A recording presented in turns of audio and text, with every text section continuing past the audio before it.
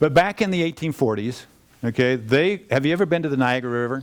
Anybody been to Niagara Falls? You see how powerful that water is? You've seen it on TV, you've heard about it. I mean, it is a raging river. And there's a place there between New York and Canada that they wanted to put this bridge. And they wanted to put the bridge there because otherwise they have to go clear way up and take a ferry around and then come all the way back down again. So they said, how can we put a bridge here? And they got all these smart people and they started brainstorming around, how can we get a bridge there? And as they thought about it, somebody said, well, we could get a kite and fly a kite over the top of that bridge. And I think it tells you in there it's like 800 feet long and it's got a depth of something like 200 feet or something. And we could get it across there. If we could get a kite string across there, then once we could get a string across there, what would we have? We'd have a string. But then once you had the string, you could take and put a cord to it and run the cord across it. Once we got a heavier cord across it, we could get a rope across it. Once we got a rope across it, we could get a cable across it. And we gradually could build that bridge. So you started building a bridge in your family. And you just found that if I found the string, if I could create the string, then everything else would start coming along with it. Right?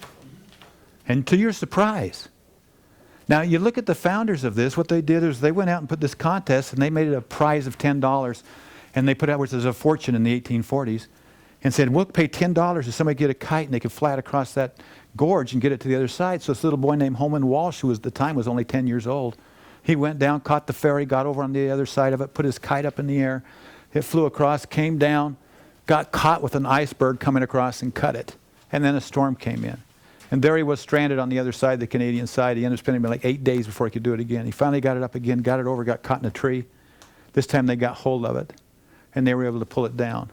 And within months, they'd put up there a heavier bridge to where they had a walking bridge across, and they charged $1 a piece to walk across.